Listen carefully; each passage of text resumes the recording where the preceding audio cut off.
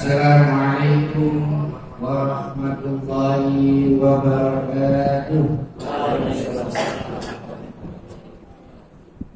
Innal hamdalillah nahmaduhu wa nasta'inuhu wa nastaghfiruh wa na'udzu billahi min shururi anfusina wa min sayyiati a'malina. Asyhadu an la ilaha illallah wahdahu la syarika lah wa asyhadu anna Muhammadan abduhu wa rasuluh. Bapak Ibu jamaah Masjid Nurul Islam yang dirahmati oleh Allah, puji syukur kehadirat Allah Subhanahu wa taala yang telah memberikan kita nikmat kesehatan, iman, nikmat waktu luang, sehingga pada malam hari ini kita bisa hadir di Masjid Nurul Islam guna menambah ilmu pengetahuan agama Islam yang nantinya akan diberikan oleh Ustaz Muhammad Lutfi. Alhamdulillah, Ustaz Muhammad Lutfi sudah berada di tengah-tengah kita. Salawat dan salam semoga tetap tercurahkan kepada Nabiullah Muhammad Sallallahu Alaihi Wasallam yang selalu kita nantikan syafaatnya di yaumil qiyamah. Bapak Ibu jamaah Masjid Nurul Islam yang dirahmati Allah, pada malam hari ini akan saya bacakan susunan acara kajian rutin Ahad kedua, yaitu yang pertama pembukaan, yang kedua sambutan dari ketua takmir, yang ketiga tausiah yang akan disampaikan oleh Ustaz Muhammad Lutfi, yang keempat prosesi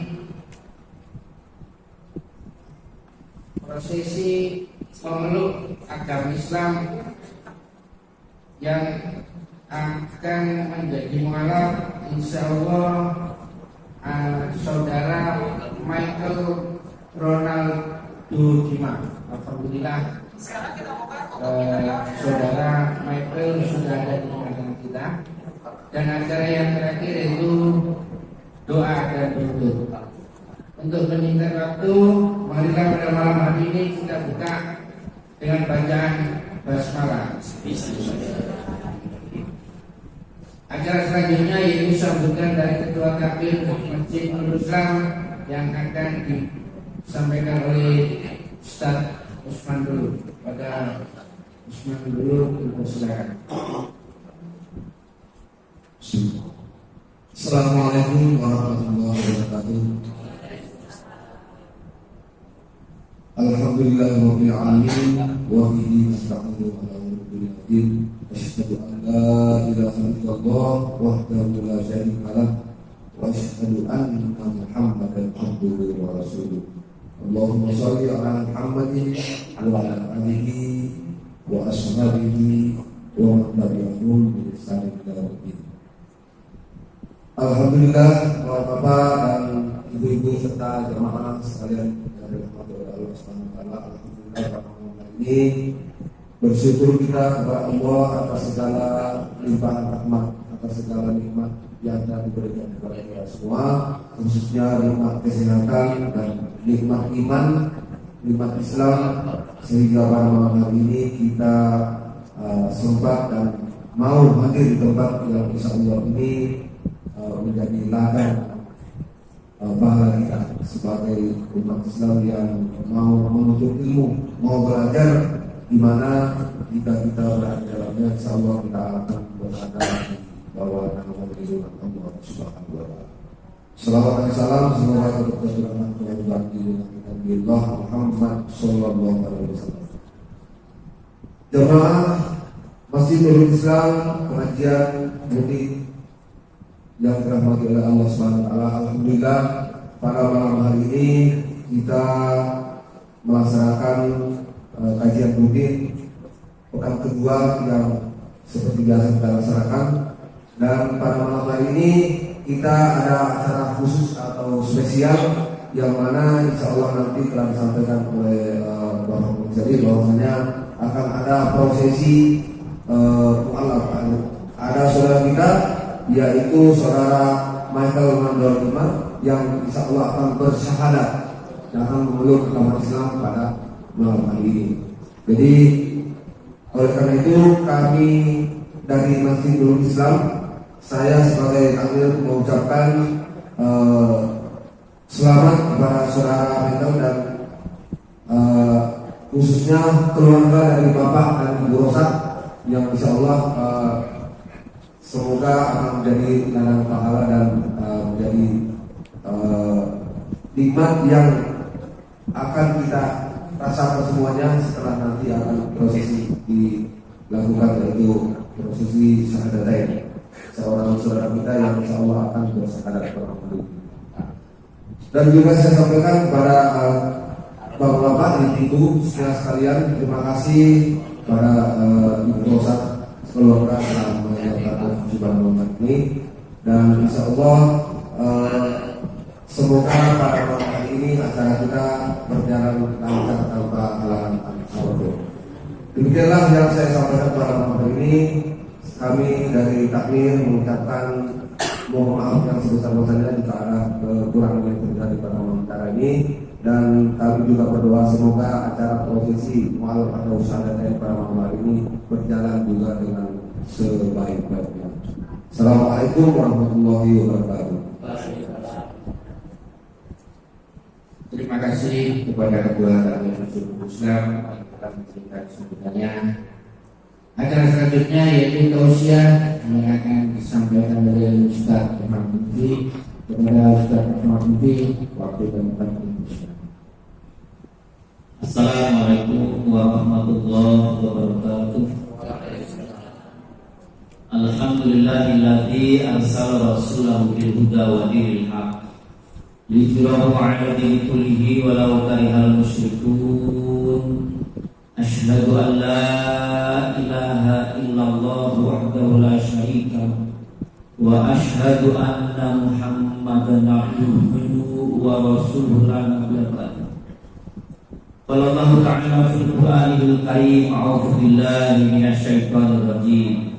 Ya ayyuhalladzina amanu taqullaha haqqa tuqatih wa la tamutunna illa wa antum muslimun. Shadaqallahu al-azim. Bapak Ibu jamaah rahimakumullah, kita tinggalkan dulu acara Islaman, kita ngaji sebentar. Saya tadi sudah sampaikan ke Ketua Takmir, insya Allah mungkin sampai jam 8:15. Nanti sisanya kita pindah di meja depan. Materi kita pada malam hari ini melanjutkan Sirah Nabawiyah. Hadirin sekalian, saya lanjutkan cerita-cerita kemarin dan mudah-mudahan dengan mempelajari kitab Sirah Nabawiyah ini membuat kita ini semakin cinta pada Kanjeng Nabi, membuat kita ini semakin rindu untuk bertemu dengan beliau. Bapak Ibu, cerita ini sampai pada beliau usia 40 tahun. Jadi di usia 40 tahun ini Rasulullah sering merenung, dan merenungnya bukan di rumah tapi di sebuah tempat yang agak jauh dari Mekah, di sebuah bukit namanya Bukit Nur atau Jabal Nur. Di Jabal Nur itu ada sebuah gua yang kita sebut, yang kita kenal dengan Gua Hira. Dan beliau ini merenung, memikirkan masyarakat Arab yang begitu buruknya. Mereka dengan enaknya berzina, mereka dengan seenaknya membunuh bayi perempuan, mereka dengan seenaknya berjudi, minum minuman khamar dan sebagainya. Itu yang dipikirkan oleh Kanjeng Nabi. Seakan-akan beliau ini memang sudah punya punya merasa ada sesuatu yang harus dirubah, harus diperbaiki. Makanya ada semangat perubahan, ada semangat perubahan bagi. Diambil Pak, amin. Dan bagi semangat perubahan itu harus diamini, amin, gitu Pak ya. Saya tidak nyebut apa-apa loh ya, cuma semangat perubahan, amin. Betul nggih? Karena Rasulullah di usia itu tepatnya di usia 40 tahun, silakan diingat baik-baik, 40 tahun 6 bulan 12 hari. Rasul itu ditemui pertama kali oleh malaikat Jibril. Harinya hari Senin, tanggalnya 21 Ramadan, tahun Hijriahnya belum ada, tahun Masehinya 610 Masehi. Dasar ini saya pakai dengan beberapa alasan. Yang pertama, tentang hari Senin, Rasulullah itu ditanya oleh sahabatnya, "Ya Rasulullah, mengapa engkau berpuasa di hari Senin?" Jawabannya Rasulullah, "Karena di hari Senin itu aku dilahirkan, dan di hari Senin itu pula aku pertama kali menerima wahyu." Jadi turunnya surah apa, Bu? Yang 5 ayat itu, Pak? Tidak ada. Surah Imran tidak ada. Surah Al-Alaq, Surah Al-Alaq 1 sampai 5 itu saya ulangi lagi, di hari Senin tanggal 21 Ramadan, tahun Hijriahnya belum ada, tahun Masehinya 610, bertepatan dengan tanggal 10 Agustus tahun 610. Untuk hari Seninnya sudah saya sampaikan dasarnya tadi. Ya, Rasul mengatakan bahwa di hari Senin itu saya dilahirkan, dan di hari Senin itu pula saya pertama kali menerima wahyu. Adapun tentang tanggal 21 Ramadan, itu dasar yang pertama. Setelah dilihat tahun 610, ya Pak ya, diteropong. Sekarang Bapak mau melihat tahun berapa bisa, Pak? Tahun 610 di bulan Ramadan itu hari Senin itu ada di 4 tanggal. Tanggal 7, tanggal 14, tanggal 21 dan tanggal 28 Ramadan. Kalau bulan Ramadan ini kan ditetapkannya kan sejak Allah menciptakan langit dan bumi.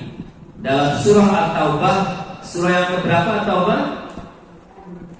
Pintar, Bu? Masya Allah, ibu-ibu. Surah yang ke-9 ayat 36. Kapan itu sudah saya sampaikan, sesungguhnya bilangan bulan di sisi Allah adalah 12 yang Allah tetapkan sejak Allah menciptakan langit dan bumi. Jadi mulai bulan Muharram, Safar, masih ingat Pak bulan-bulan Komariah? Halo, masih ingat? Boleh diulang, Bu?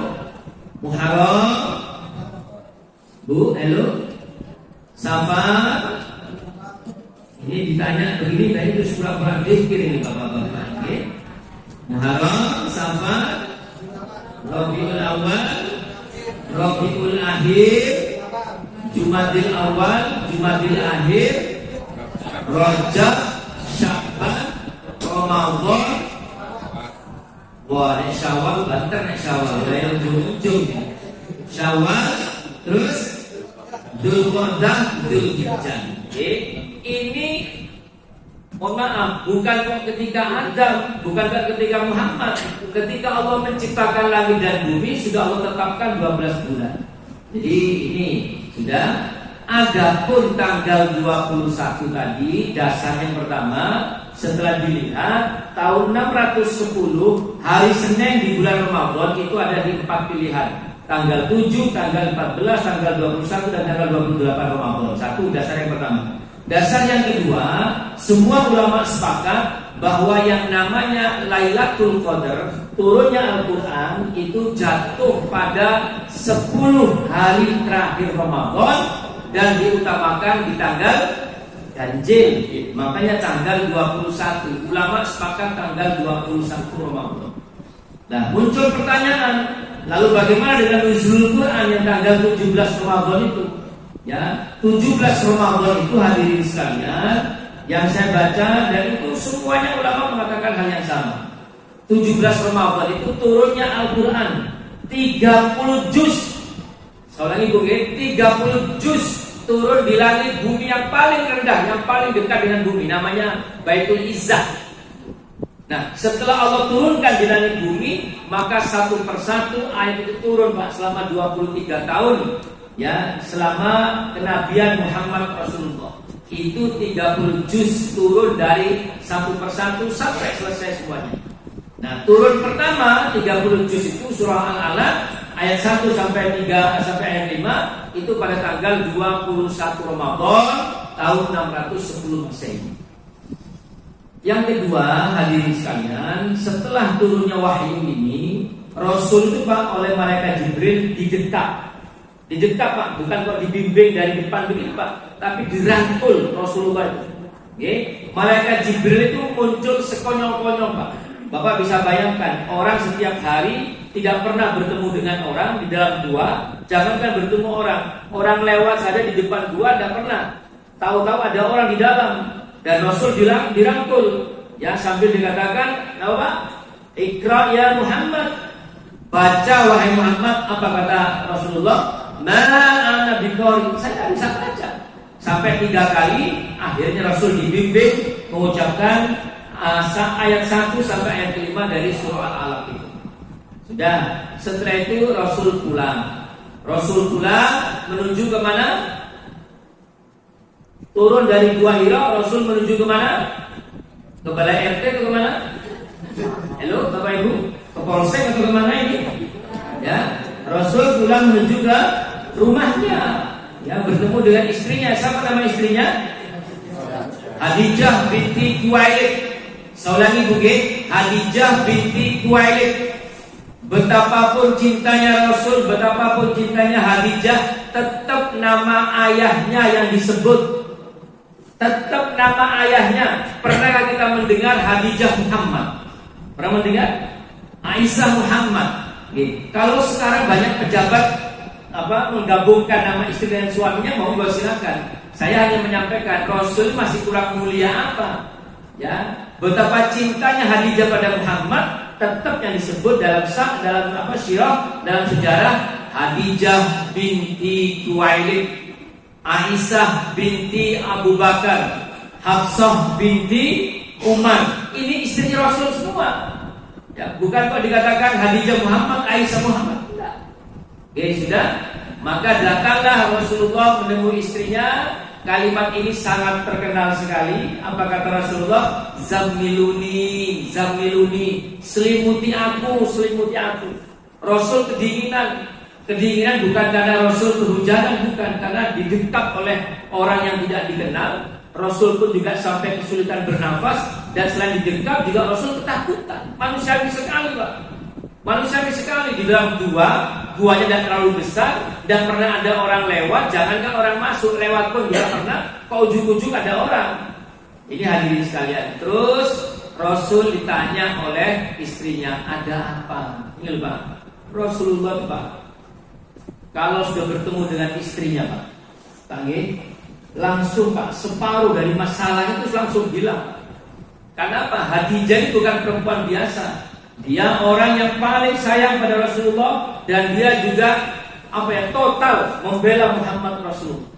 Ada apa? Langsung Pak, masalah itu langsung hilang. Separuh dari masalah Rasul itu langsung hilang. Kan ada bapak-bapak sering Pak, saya pernah ditunjukkan foto sama bapak-bapak sama teman saya. Saya Pak Lutfi kalau lihat foto istri saya, foto istrinya Pak, foto istrinya. Saya kalau lihat foto ini, separuh masalah saya hilang. Semua masalah yang saya hadapi jadi kecil ya. Loh bagus gimana? Memang masalah terbesar saya jadi foto ini katanya. Ini termasuk suami dalam pantauan. Pak Musbandi dikasih GPS sama istrinya, dimanapun terpantau di mana itu posisi ya. Ini hadirin sekalian, baik saya lanjutkan. Ya, Rasul mengatakan, saya mengkhawatirkan diri saya, kata Rasulullah. Lalu Rasul ini bercerita tentang orang yang dia temui di dalam gua itu. Terus perhatikan Pak, jawaban dari Khadijah ini terkenal Pak. Jawaban dari Khadijah, demi Allah, wahai suamiku, demi Allah, Allah tidak akan menghinakan engkau karena sapi. Ya, karena engkau orang yang rajin menyambung silaturahim. 2, karena engkau tidak pernah jahat sama orang. Yang ketiga, karena engkau selalu membantu orang miskin. Dan yang ketiga, engkau selalu menolong orang yang ingin berbuat baik. Ini Pak, dari disebutkan 1, 2, 3, 4 dah. Hanya Khadijah mengatakan, tidak mungkin Allah mensengsarakan kamu, tidak mungkin Allah menghinakan kamu, karena engkau adalah orang yang rajin menyambung silaturahim. Engkau tidak pernah jahat pada orang, engkau selalu berbuat baik pada orang, engkau selalu menolong orang yang ingin berbuat baik. Ini kata Khadijah. Terus sama Khadijah Pak, Rasul itu diajak ke rumah sepupunya, anaknya paman itu sini, sepupu namanya Warakah bin Naufal. Warakah bin Naufal itu orang Nasrani. Dia ini hafal Injil, matanya sudah buta, umurnya sudah di usia. Ya, disampaikanlah oleh Khadijah cerita tentang ini semuanya. Ya, sampai akhirnya Warakah bin Naufal itu mengatakan, "Hada namus, hada namus." Itu adalah namus. Namus itu ternyata julukan Jibril, Pak. Ya, di perjanjian lama itu dikatakan bahwa namus itu adalah sebutan dari Jibril. Hada namus, Al-Qudus, Al-Qudus. Dia adalah makhluk yang suci. Dia pernah bertemu dengan Musa. Hadirin sekalian, setelah itu Warakah bin Naufal mengatakan, seandainya aku masih muda saat kamu diusir oleh umatmu, maka aku akan menolongmu dengan sekuat tenaga. Rasul heran, loh, apakah aku akan diusir? Loh iya, siapapun yang membawa risalah itu akan diusir. Lalu orang enak-enak berzina, tahu-tahu ada aturan tidak boleh berzina, siapa yang bawa? Muhammad. Orang enak-enak merampok, mencuri, ya, terus muncul risalah, tidak boleh mencuri, tidak boleh ngentit, tidak boleh riba, tidak boleh macam-macam. Siapa yang bawa risalah? Muhammad. Mesti dibenci. Tidak boleh minuman keras, ya, orang lagi enak-enak, ya, masyarakat sudah gandrung seperti itu, terus tahu-tahu ada risalah yang mengatakan tidak boleh minuman keras dan sebagainya. Siapa yang bawa? Muhammad. Maka jelas siapapun yang membawa risalah itu akan dibenci oleh umat. Hadirin sekalian, setelah itu Rasul ini Pak nunggu wahyu yang kedua. Rasul ini nunggu kadang-kadang naik ke bukit sampai di ketinggian, kok tidak ditemui lagi sama makhluk itu ya. Seakan-akan Rasul itu mengatakan begini, aku sidok, aku kejahatan Nabi. Jadi nunggu lama ya, sampai akhirnya turun wahyu yang kedua. Diingat baik-baik, kalau wahyu yang pertama itu adalah surah Al-Alaq 1 sampai 5. Wahyu yang kedua itu adalah surah Al-Mudaththir. Surah Al-Mudaththir, surah yang ke-74, 73 Al-Muzammil, 74 Al-Mudaththir, ayat 1 sampai ayat 7. Ya ayyuhal mudaththir, qum fa'andir. Wahai orang-orang yang berselimut, ya, qum fa'andir, qum, bangun dan berdakwahlah kamu. Bangun dan berikanlah peringatan. Maka Rasulullah mulai mengajak. Orang yang pertama kali diajak oleh Kanjeng Nabi itu adalah istrinya sendiri. Ya, tidak boleh berdakwah kepada orang lain sebelum dia berdakwah kepada istri sendiri. Tidak usah kamu berdakwah pada orang lain, wahai suamiku, sebelum engkau yakinkan aku terlebih dahulu.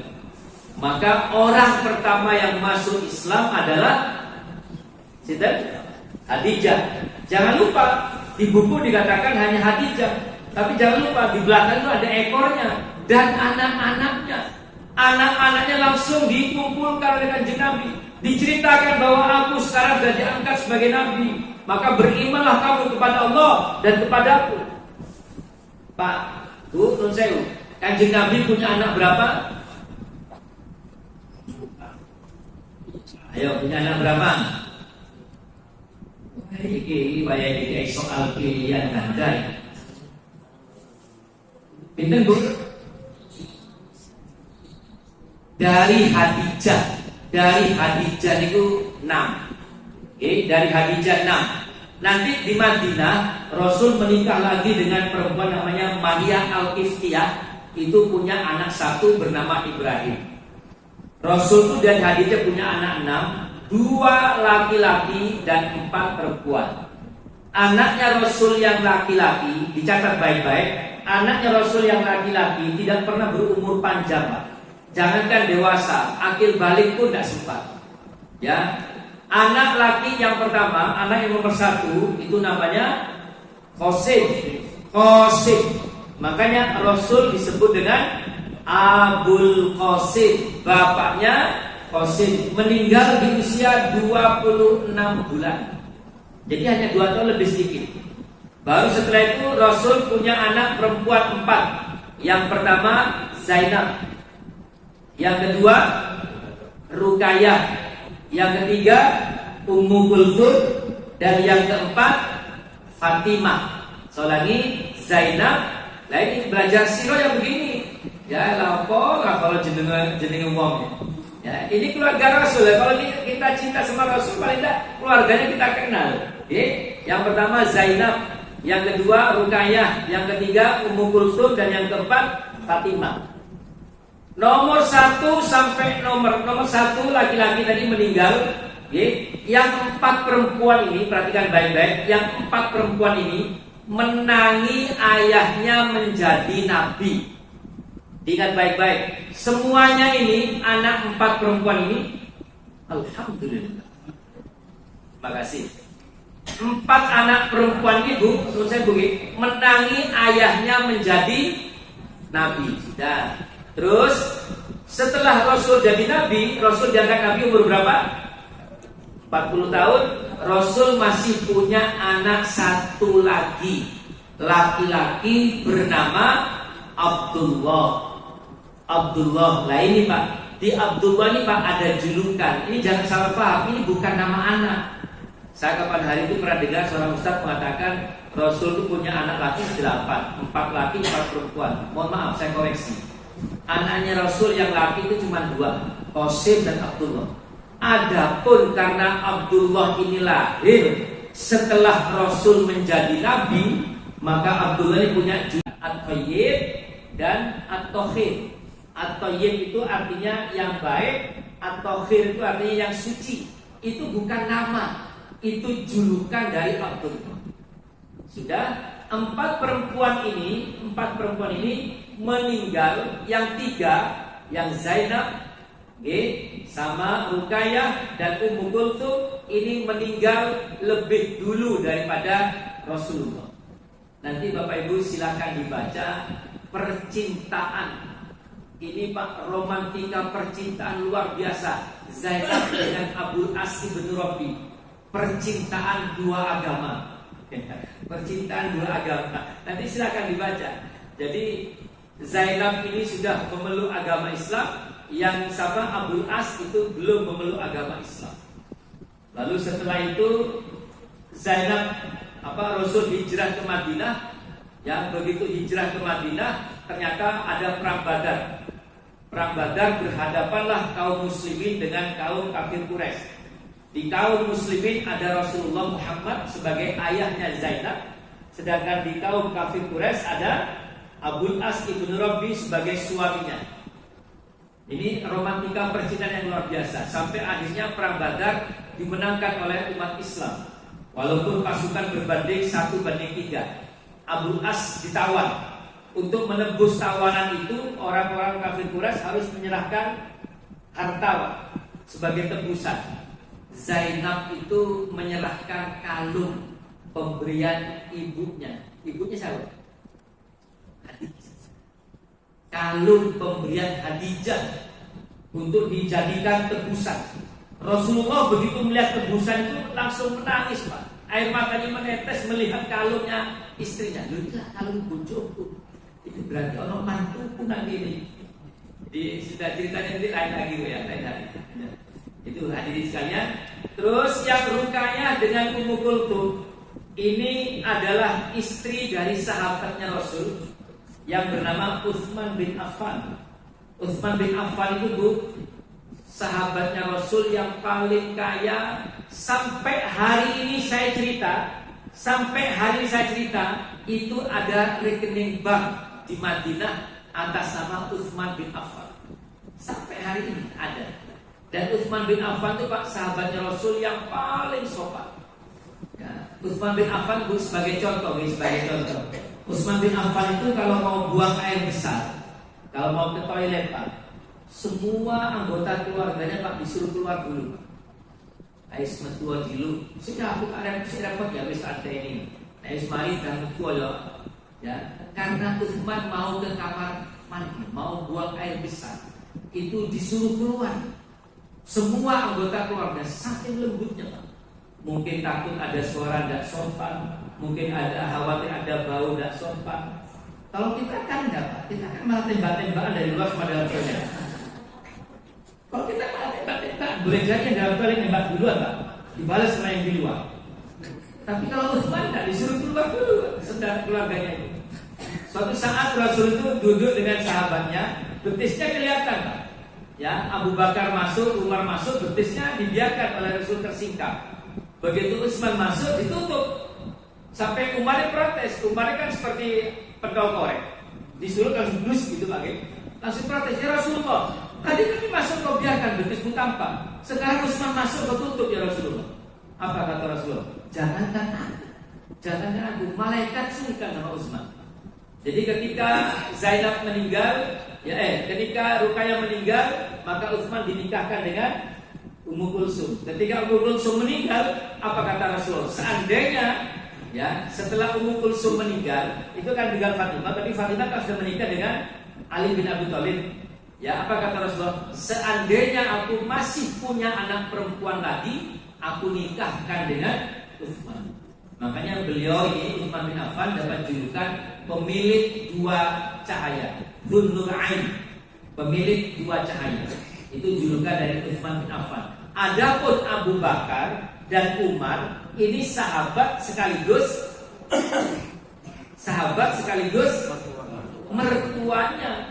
Ya, kalau Utsman itu sahabat sekaligus menantu, kalau Umar dan Abu Bakar sahabat sekaligus mertua. Ya, Abu Bakar punya anak bernama Aisyah binti Abu Bakar, sedangkan Umar punya anak Hafsah binti Abu Bakar. Ya, nanti kapan-kapan saya ceritakan semuanya.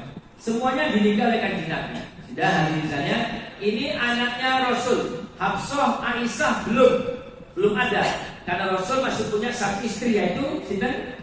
Khadijah. Saya ulangi nggih, anaknya Khadijah, anaknya Rasul dari Khadijah 6. Yang pertama Qasim, meninggal masih kecil. Yang kedua Zainab, Ruqayyah, Ummu Kulsum, Fatimah dan Abdullah.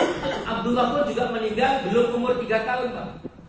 Mungkin kita akan bertanya, kenapa anaknya Rasul yang laki-laki kok mati muda sekali? Ya, ini takdir Allah. Tapi kalau kita mau menelisik kira-kira ada apa? Salah satu jawabannya, karena apa? Rasulullah itu yang namanya Nabi itu mewariskan kenabian kepada anaknya. Kalau anaknya Rasul sampai dewasa, maka julukan khotaman Nabi, Nabi penghujung itu tidak lagi berlaku untuk Rasulullah. Ya, Ibrahim mewariskan kenabiannya kepada Ismail, mewariskan kenabian kepada Ishak, Ishak mewariskan kenabian kepada Yakub, Yakub mewariskan kenabian kepada Yusuf, Zakaria mewariskan kenabian kepada Yahya, Ilyas mewariskan kenabian kepada Ilyasa, Sulaiman mewariskan kenabian kepada Daud. Semuanya adalah nabi ke anaknya. Lah Rasulullah anaknya tidak umur sampai besar. Ini sudah sekarang sudah ini dari istri yang tercinta. Yang kedua, orang keluarga dekat yang masuk Islam setelah istrinya, yaitu Ali bin Abu Thalib. Sinten Pak Ali gitu. Ayo, selain mantu, sebelum mantu sinten Ali? Keponakan apa sepupu? Ali, sinten Pak nama lengkapnya Pak? Ali bin Abu Thalib. Lah Abu Thalib ini sinten? Pamannya Rasul, anaknya paman berarti sinten? Sepupu. Ya, Abdul Muthalib. Saya lagi, Abdul Muthalib. Bacanya jangan dulu Pak. Toknya dua. Yang kasih itu di toknya. Abdul Muthalib. Itu nama aslinya Syaibah. Karena waktu kecil Pak, waktu bayi itu sudah ada ubannya. Syaibah itu artinya uban. Jadi saya ceritakan sedikit. Jadi kakeknya Rasul siapa? Muhammad bin Abdullah bin Abdul Muttalib bin Hashim bin Abdul Manaf bin Qusay bin Kilab bin Murrah bin Ka'ab dan seterusnya gitu. Ya. Muhammad bin Abdullah bin Abdul Muttalib bin Hashim bin Abdul Manaf. Sudah saya ambil dari Hashim. Hashim ini orang Mekah, pedagang. Hashim ini selalu berdagang ke Syam. Orang Arab itu kalau berdagang itu mesti ke utara atau ke selatan. Li'ila fi Quraisy ila fihim rihlata syita'i was-sayf. Kebiasaan orang-orang Quraisy itu berdagang di musim panas maupun di musim dingin. Di musim panas itu ke Syam. Ya, kalau saya mengatakan Syam ini Mekah, Madinah, ini Syam. Kalau saya mengatakan Syam itu berarti 4 negara: Palestina, Yordania, Libanon, dan Suriah. Jadi kalau ada kata-kata bumi Syam itu berarti 4 negara ini. Walaupun yang ada di otak kita selalu apa? Palestina. Tapi sesungguhnya kalau ada kata-kata Syam itu berarti 4 negara ini. Mereka berdagang di sana. Nanti dari sana bawa barang dibawa lagi ke Mekah. Tapi nanti kalau musim dingin mereka meninggalkan utara. Mereka yang menyeberang di Laut Merah ke Habasyah, ke Ethiopia. Nah, karena rute dagangnya Hashim ini dari Mekah lewat Madinah terus ke Syam. Ini hati-hati Pak. Ibu-ibu hati-hati Bu. Ini Bu cerita Ibu G. Rute dagangnya Hashim berdagang ke Palestina lewat Madinah, lama-lama kecantol sama orang Madinah. Ini kebiasaan Pak. Pokoknya Ibu hati-hati Bu. Rutenya Bapak ini kemana Bu? Perhatikan Bu. Ya, Hashim ini berdagang Pak dari Mekah ke Palestina lewatnya Madinah, lama-lama kecantol sama perempuan Madinah bernama Salma binti Amru. Salma binti Amru hamil kuat. Hashim meninggal di Palestina. Lahirlah Syaibah. Ini nama asli dan Muttalib Pak. Lahir Syaibah. Sudah setelah remaja, usahanya Hashim ini punya usaha menguasai makanan dan minuman di Mekah. Siapapun yang menguasai makanan dan minuman di Mekah itu pasti jadi orang kaya. Karena apa yang paling penting di Mekah ya air Pak. Sudah. Yang melanjutkan usahanya Hashim itu saudaranya Pak, bernama Muttalib. Muttalib ini ingat bahwa saudaranya yang bernama Hashim punya istri di Madinah dan anaknya sudah remaja, namanya Syaibah. Wah, jangan-jangan Syaibah ini hidupnya tidak semewah di Mekah. Di Mekah saudaranya kaya semua, tapi di Madinah jangan-jangan tidak kaya. Dijemput Pak. Ya, dijemput pertama sama ibunya tidak diperbolehkan, sama Salma binti Amru. Tidak boleh, aku punya anak si Jito. Ojo. Apa kata Muttalib? Anakmu saya akan perkenalkan dengan pusat peradaban. Di Mekah itu ada Ka'bah. Setiap tahun orang berkumpul di Ka'bah. Anakmu biar tahu, diizinkan Pak. Naik kudanya sedang Hashim Muttalib. Di belakangnya, di depan Muttalib, di belakangnya Syaibah. Masuklah ke kota Mekah. Sama orang Mekah dipanggil Abdul Muttalib. Abdul Muttalib artinya budaknya Muttalib. Dikira budak. Ini duduk budak. Ini ponakanku Syaibah. Wis kadung Abdul Muttalib. Abdul Muttalib. Sampai sekarang akhirnya dikenal dengan sebutan Abdul Muttalib.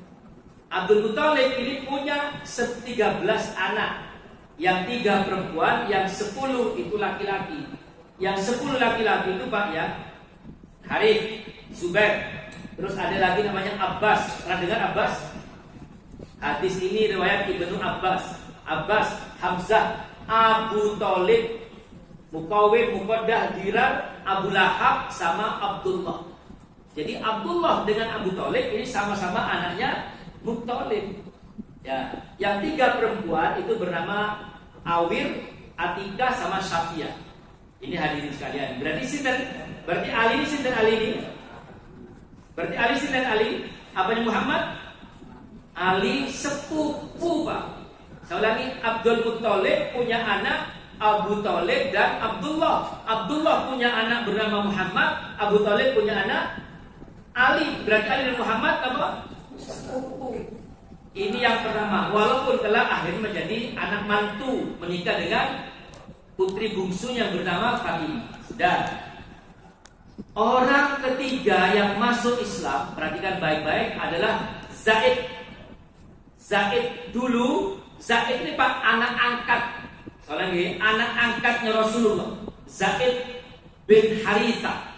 Dulu namanya Pak Zaid bin Muhammad. Setelah ada risalah, setelah ada hukum bahwa tidak boleh ayah angkat menisbatkan nama pada anak angkatnya, maka Rasul merubah, mengganti nama Zaid kembali kepada ayahnya, Zaid bin Haritha. Hadirin sekalian, Bapak Ibu, boleh Bapak Ibu sebutkan 4 saja atau 5 lah boleh sahabat Rasul yang jenengan paling kenal. Sinten sahabat Rasul yang jenengan kenal? Sinten Pak? Abu Bakar, Ali, Umar, Utsman, satu lagi. Sinten? Abbas. Oh, sudah. Sekarang saya tanya, 5-5-nya Pak, itu nama itu tidak ada di Al-Quran. Tidak ada sahabat Nabi siapapun yang disebut Al-Quran kecuali Zaid. Kecuali Zaid. Itulah hebatnya Zaid Pak. Zaid ini anak angkatnya Rasul, punya istri bernama Zainab binti Jahsy. Zainab ini dicerai oleh Zaid, dinikahi oleh Kanjeng Nabi. Jadi istri yang ke-7. Ya, jadi cerita disebutkan dalam surah Al-Ahzab, surah yang ke-33 ayat 37. Dikatakan jelas dalam Al-Quran, ketika Zaid menyelesaikan keperluannya dengan istrinya dalam kurung Zainab, maka aku nikahkan dia dengan Zainab itu, jadi Muhammad. Jadi diceritakan di Al-Quran ini bahwa seorang laki-laki boleh menikah dengan mantan istri anak angkatnya. Jadi Allah itu seakan-akan memberikan pelajaran pada kita, ya, ceritanya Zaid dengan Zainab binti Harith itu binti Jahsy itu menunjukkan bahwa boleh seorang laki-laki menikah dengan mantan istri anak angkatnya. Tapi Bapak tidak boleh coba-coba ya. Ini hanya cerita saja. Sudah, Zaid. Sudah. Yang keempat sekarang tadi Khadijah dan anak-anaknya, yang kedua Ali, yang ketiga Zaid bin Al-Harith, dan yang keempat adalah Abu Bakar. Ini bukan siapa-siapa. Abu Bakar orang lain Pak, bukan keluarga, dia benar-benar hanya seorang sahabat. Tapi Abu Bakar ini Pak orang kaya, dan menurut saya bukan hanya kaya Pak, tapi serawung. Apa serawung dulu Pak? Bergaul. Dia ini sosialisasi bagus. Maka ketika Abu Bakar masuk Islam, hadirin sekalian, saya ulangi, ketika Abu Bakar masuk Islam, maka masuk Islamlah teman-teman bisnisnya. Saya ulangi, teman bisnisnya Abu Bakar masuk Islam. Siapakah mereka? Utsman bin Affan itu masuk Islam karena Abu Bakar. Abdurrahman bin Auf itu masuk Islam karena Abu Bakar. Sa'ad bin Abi Waqqas, ya, Zubair bin Al-Awwam, Abdullah, Talha bin Ubaidillah, ini semuanya orang-orang kaya yang masuk Islam karena Abu Bakar. Hadirin sekalian, Bapak Ibu, mohon maaf. Ada kata-kata begini. Saya sedikit protes dengan kata ini. Ojo dadi wong sugih, urusane dawa. Betul Bang? Ojo dadi wong sugih, urusane dawa. Bapak Ibu coba diklik nanti ya, teman-teman ya, anak-anak yang masih muda ini diklik di browsing di internet 10 sahabat Rasul yang dijamin masuk surga. Sebutkan 10 sahabat Rasul yang dijamin masuk surga. Lalu klik lain dengan alamat yang berbeda, 5 sahabat Rasul yang terkaya. Nanti copy 10 sahabat Rasul yang dijamin masuk surga Pak. 10-10-nya itu orang kaya Pak. Saya ulangi, 10 sahabat Rasul yang dijamin masuk surga itu 10 orang kaya. Abu Bakar, Umar, Utsman, Ali, Abdurrahman bin Auf ini meninggalkan warisan 6,2 triliun. Zubair bin Al-Awwam meninggalkan warisan 3,5 triliun. Talha bin Ubaidillah 2,8 triliun. Utsman bin Affan 1,8 triliun. Yang paling rendah itu Sa'ad bin Abi Waqqas itu 1,3 triliun. Terus yang terakhir itu Abu Ubaidah bin Jarrah. Ini 10 sahabat Rasul, dan ini 5-nya orang kaya semua. Orang kaya semua, hadirin sekalian. Jadi kenapa ada kata-kata jangan jadi orang kaya urusannya dowo? Mengapa kok dowo? Memang karena orang kaya bisa berbuat macam-macam Pak.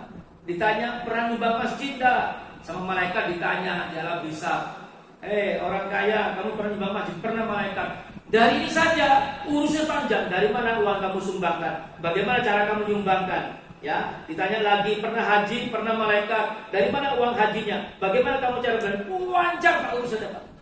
Tapi apakah berarti masuk neraka? Apakah berarti masuk neraka? Enggak, Pak. Sebaliknya orang yang nggak punya, ya urusannya cepat, tapi bukan berarti terus masuk surga. Ditanya oleh malaikat, nyumbang masjid tidak pernah malaikat, nyumbang panti tidak pernah malaikat, nanti emang nggak duit tidak pernah. Terus opuai sebenarnya pas udah nang dunia. Urusannya cepat, tapi bukan berarti masuk neraka, bukan berarti masuk surga. Betul bu? 10 sahabat Rasul yang dijamin masuk surga itu orang kaya semua. Jenengan kalau membuka 5 orang terkaya sahabat Rasul yang ada di 10-nya itu. Memang setelah itu ada namanya Bilal bin Rabah, seorang budak. Ada namanya Arqam bin Abi Arqam. Ada namanya Mus'ab bin Umair. Mus'ab bin Umair itu Pak, setelah Khadijah tidak lagi orang paling kaya, diganti oleh Hasnah binti Malik, ayahnya Mus'ab bin ibunya Mus'ab bin Umair. Semua itu adalah orang yang pertama kali masuk Islam. Ini hadirin sekalian, sampai akhirnya mereka mendapat julukan As-Sabiqunal Awwalun. Siapa itu? Apa artinya? As-Sabiqunal Awwalun apa artinya? Orang yang pertama memeluk Islam.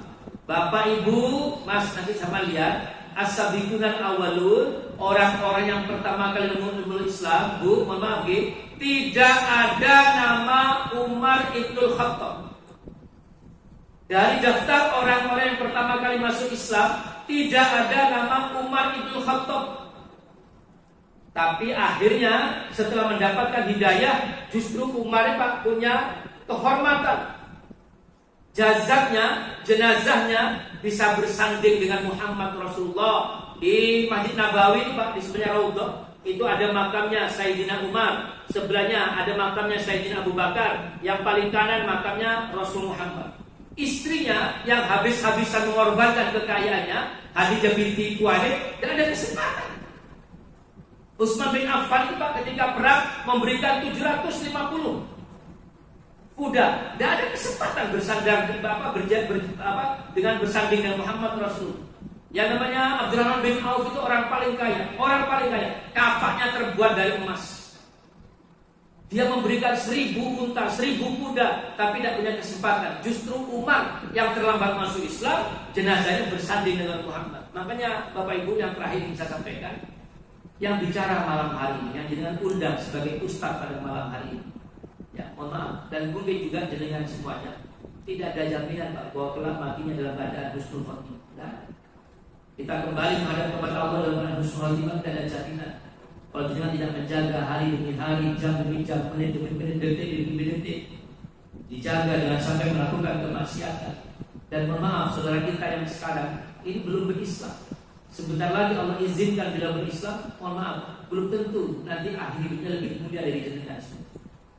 Sayyidina Umar, sengaja saya cerita tampilkan di akhir. Sayyidina Umar itu Islamnya terakhir dibandingkan dengan sahabat-sahabat Rasul yang hebat-hebat itu. Tapi justru dia mendapatkan kehormatan. Hanya 2 orang yang diizinkan oleh Allah bersanding dengan Sayyidina Muhammad, dan termasuk di dalamnya adalah Sayyidina Umar. Mudah-mudahan saudara kita yang mulia ini, yang sebentar lagi akan bersandar di hadapan kita semuanya, mendapatkan kehormatan di hadapan Allah kelak. Amin. Saya rasa seperti itu Pak Usman, kita stop sampai As-Sabiqunal Awwalun. Insyaallah nanti kita lanjutkan pada pertemuan yang lain. Hadirin sekalian, saya ingin menyampaikan, belajarlah sirah Nabawi biar kita semakin cinta kepada Muhammad Rasul. Karena apa? Ketika Rasul itu duduk bersama-sama dengan sahabat-sahabatnya, justru yang dirindukan itu adalah kita semua. Pernah dengar Pak cerita ini? Rasul itu mengatakan pada sahabat-sahabatnya, saya rindu bertemu dengan saudara. Apa kata Rasul? Apa kata sahabat-sahabat? Ya Rasulullah, bukankah kami adalah saudara ya Rasulullah? Apa kata Rasulullah? Antum laisa akhi, bal antum ashabi. Kamu bukan saudaraku, akan tetapi kamu adalah sahabatku. Yang dimaksud saudara oleh Rasulullah, yang dirindukan Rasulullah adalah orang yang tidak pernah hidup bersama dengan Rasulullah, tidak sejaman dengan Rasul, tidak pernah melihat Rasul, tidak pernah melihat akhlaknya Rasul, bagaimana Rasul berjalan, bagaimana Rasul duduk, tidak pernah melihat. Tapi kita beriman pada Rasulullah, kita mau belajar cinta kita dengan Rasul. Ini yang dirindukan oleh Muhammad Rasul. Mudah-mudahan termasuk kita yang hadir di majelis ini. Amin. Jangan lupa amin. Oke, jangan lupa amin. Terima kasih. Assalamualaikum warahmatullahi wabarakatuh. Aku amin itu. Jeleknya sih. Mas Michael tadi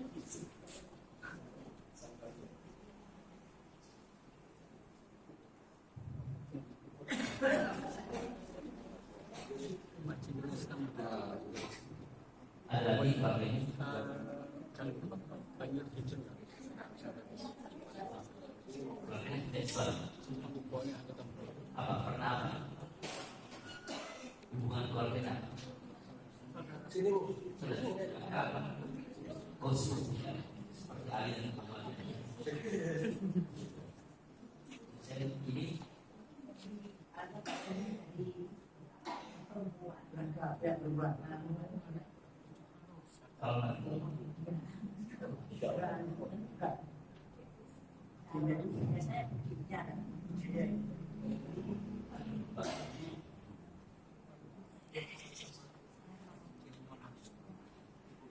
tapi adalah cepat efeknya.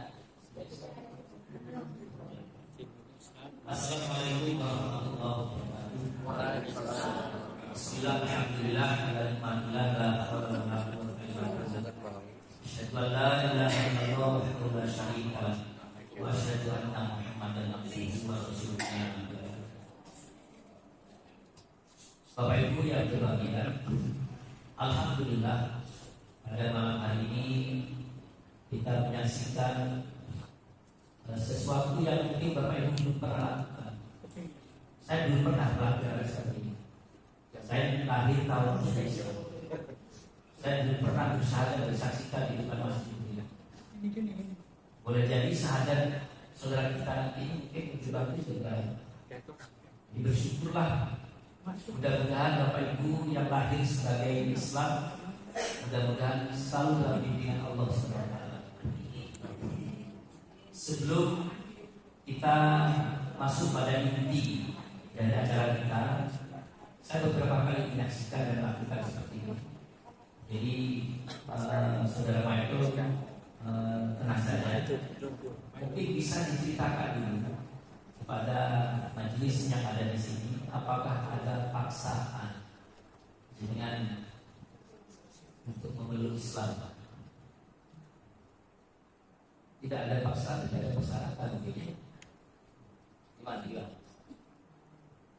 Paksaan biar keseharian nanti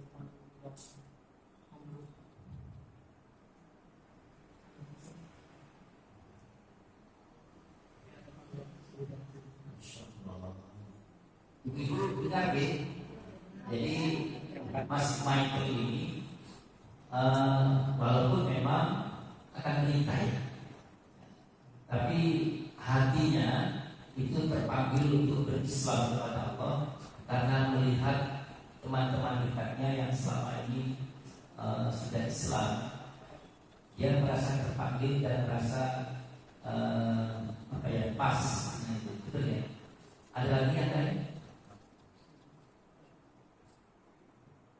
Terus yang kedua, dari keluarga mengisikan, dari bapak ibu.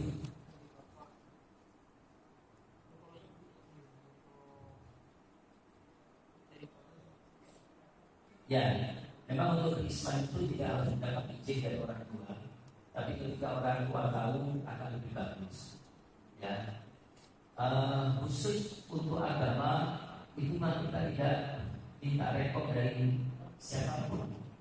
Ya, tetapi saya sampaikan, Mas Michael, Nabi Ibrahim alaihissalam itu sampai orang tuanya meninggal, dia masih mendoakan orang tua. Jadi hubungan baik antara anak dengan orang tua itu jangan sampai terhalang karena faktor agama. Walaupun beliau bukan Islam, nantinya kita doakan nanti mudah-mudahan bisa sama. Walaupun beliau bukan Islam, tapi tetaplah bergaul bil ma'ruf dengan baik, sopan, santun. Justru malah ketika setelah masuk Islam, lalu pergaulannya semakin bagus. Yang tadi mungkin mohon maaf oleh orang tua dinilai tidak sopan, menjadi lebih sopan. yang mungkin ada kekurangan sekarang justru banyak kelebihannya. Bukan tidak mungkin nanti Mas Michael justru malah menjadi pendakwah di rumah ini. Bukan tidak mungkin dari satu orang yang masuk Islam, bukan tidak mungkin nanti orang tua ternyata setelah anak saya masuk Islam, akhlaknya semakin bagus, sopan santun kepada orang tua juga semakin bagus. Ternyata Islam itu begini. Apa salahnya kalau saya bersama-sama menggunakan Islam? Mudah-mudahan seperti itu. Yang kedua, saya sudah pernah belajar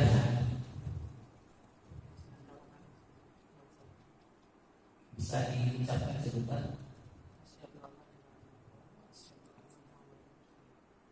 Sudah selesai ya? Sudah selesai bukan jebakan Batman ini, bukan ya? Tapi ini ternyata orang ini juga perlu latihan. Ya. Bapak Ibu, saya ulangi sekali lagi, disaksikan semuanya bahwa beliau ini masuk Islam bukan karena paksaan. Nanti ada pernyataan juga yang akan ditandatangani oleh beliaunya dan juga para saksi. Yang kedua, beliau sudah sepengetahuan orang tuanya dan kita juga tahu bahwa memeluk agama Islam itu tidak harus dapat izin dari orang tua. Mengetahui orang tua itu baik agar orang tua bisa memaklumi kondisi anaknya yang terbaru. Saya rasa mungkin itu Bapak Ibu mohon izin saya memandu mengucapkan 2 kalimat syahadat. Nanti kalau ada ucapan saya atau ucapan Mas Michael ini yang kurang baik, monggo Bapak Ibu silakan sampaikan. Kalau memang sudah cukup, maka saya mohon kesaksian dari semuanya bahwa ucapan ini sudah sah dan beliau resmi sebagai saudara kita sebagai umat Islam. Maka Bapak Ibu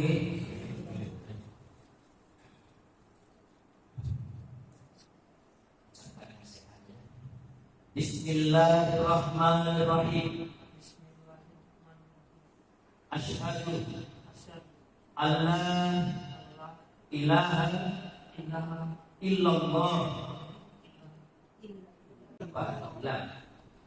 Bismillahirrahmanirrahim. Asyhadu alla ilaha illallah wa asyhadu anna Muhammad Rasulullah. Cukup lagi. Alhamdulillahirabbil alamin. Allahumma shalli ala Muhammad wa ala alihi wasallam ajma'in. Walhamdulillahirabbil alamin. Allahumma rabbana zalamna anfusana wa illam taghfir lana wa tarhamna lanakunanna minal khasirin. Rabbi ihdinas siratal mustaqim siratal ladzina an'amta 'alaihim ghairil maghdubi 'alaihim waladdallin. Rabbana atina fid dunya hasanah wa fil akhirati hasanah wa qina adzabannar. Walhamdulillahi rabbil alamin. Selanjutnya Bapak Ibu izinkan saya memberikan nasihat kepada beliaunya.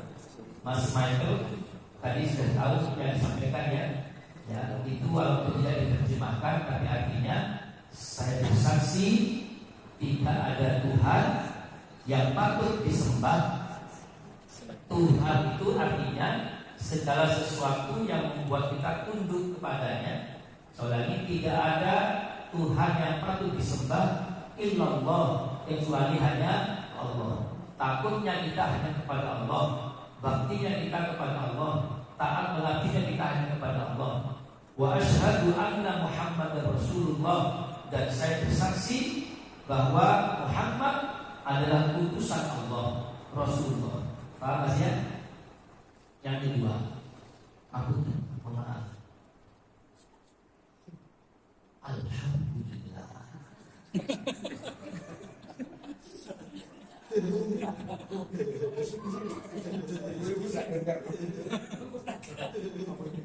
Ibu-ibu kan sudah dulu kan pakai masker pakai apa ya?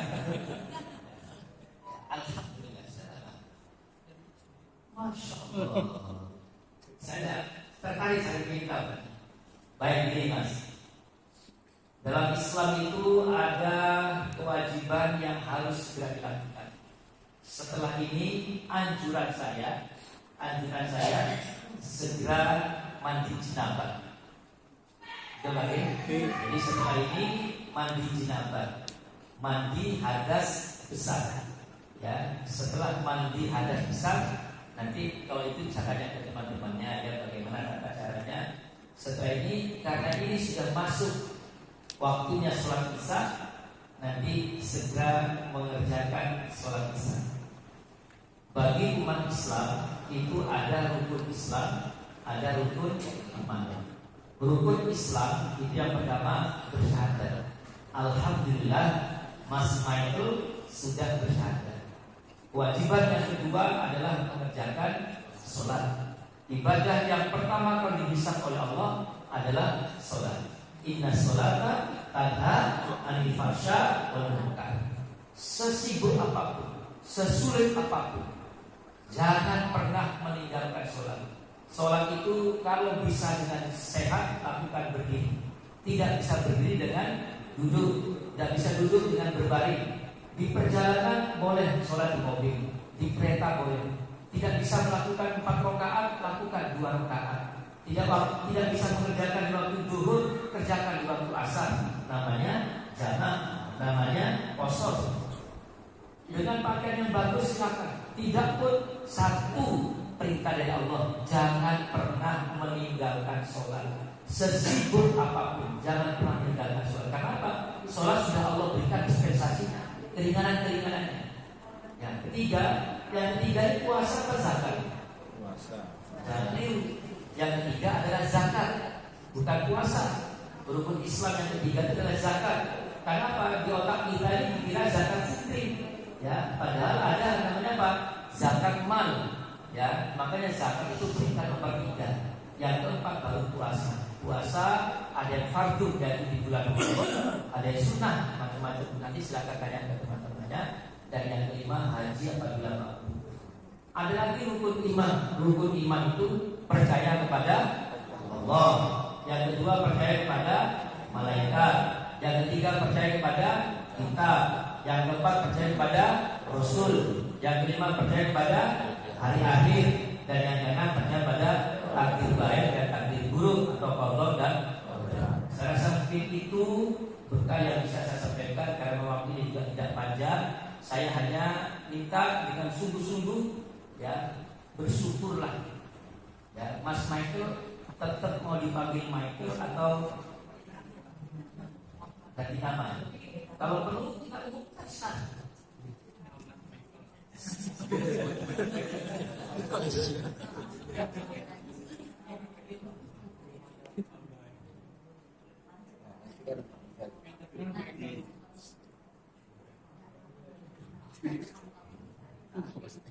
Kalau belum ya kalau belum ya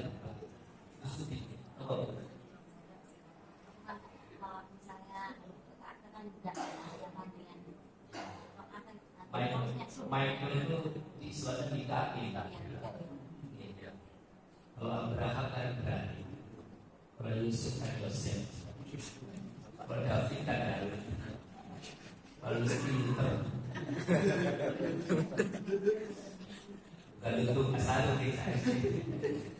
saya rasa itu. Jadi saya ulangi lagi, jika sudah berislam, sadar bahwa jika berislam dan Islam itu ada kewajiban-kewajibannya. Memang ribet. Mohon maaf, yang sebelumnya mungkin ibadahnya hanya sepekan sekali, sekarang sehari 5 kali. Minimal sholatnya, ya, wajah kita ini akan dicuci dengan air wudhu minimal 5 kali sehari. Belum sholat sunnahnya. Kalau kita rajin sholat sunnah, maka bisa-bisa sampai 10 kali, mungkin 12 kali wajah kita dicuci oleh air wudhu. Makanya wajahnya umat Islam itu, ya kata Rasulullah itu bercahaya, ada cahaya, ada nur. Dan yang kedua, jangan pernah meninggalkan sholat. Ya, upayakan, tunjukkan kepada keluarga nanti, baik keluarga orang tua kita maupun kepada keluarga baru, bahwa Islam benar-benar bukan karena sesuatu, tapi karena panggilan agama, karena ridho dari Allah. Islam itu memang ribet, repot. Tapi kelak kita oleh Allah akan dipanggil dengan sebutan yang indah, apa? Ya ayyuhan nafsul mutmainnah, irji'i ila rabbiki radiyatan mardiyah, fadkhuli fi ibadi wadkhulul jannati. Orang Islam itu setelah lelah beribadah, sholat 5 waktu, malamnya masih sholat lagi, dipanggil oleh Allah, wis ayo, sudah tidak usah capek-capek, ayo tinggalkan dunia yang fana ini. Ya ayuhan nafsul mutmainnah, wahai orang yang berjiwa tenang, ayo kembali. Aku ingin segera menunjukkan balasan yang kujanjikan pada kamu, surga. Amin. Ya Rabbal alamin. Sama-sama mungkin itu sekali lagi saya katakan Allah. Mudah-mudahan Allah memberkahi semuanya. Baik, sekarang kita kalau di KUA kita pemberkasan dulu ya.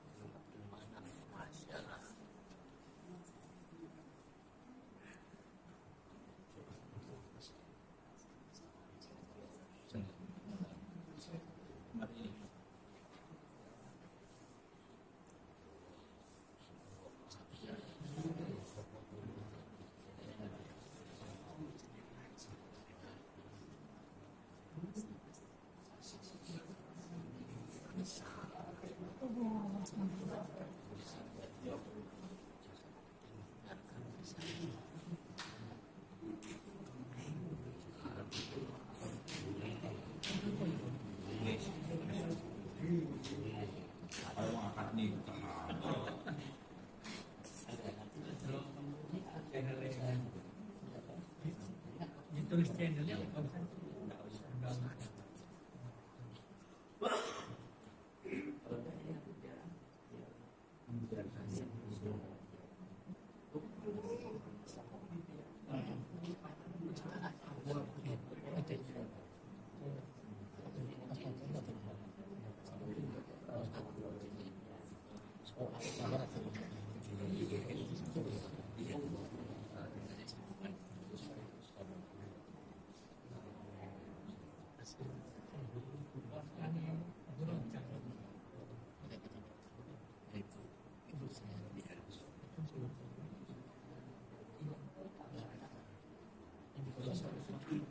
Bapak Ibu mohon disaksikan ini perjalanan sertifikat Bapak kembali ngaji dan MC perjalanan sertifikat dari Ketua Amir. Monggo difoto. Berdiri Pak.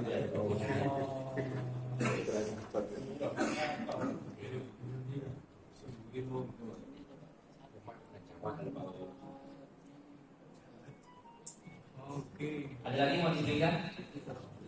Kirim untuk selalu. Pak. Boleh Pak. Ingat Pak dari siapa?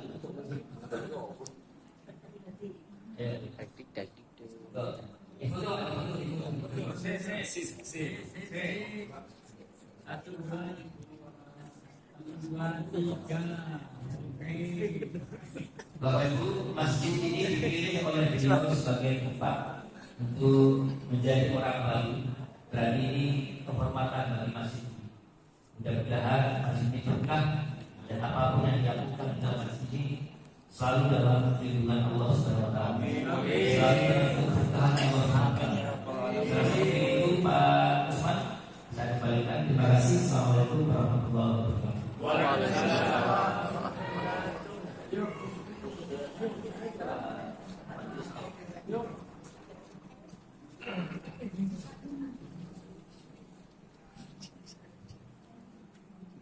Demikian acara kajian pada malam hari ini dan prosesi pembacaan syahadat. Mudah-mudahan kita semua mendapatkan ampunan dan ilmu yang bermanfaat. Amin. Bapak Ibu yang bersyukur yang Allah sebagai kewajaran, barangkali ada kekurangan dan kegelapan.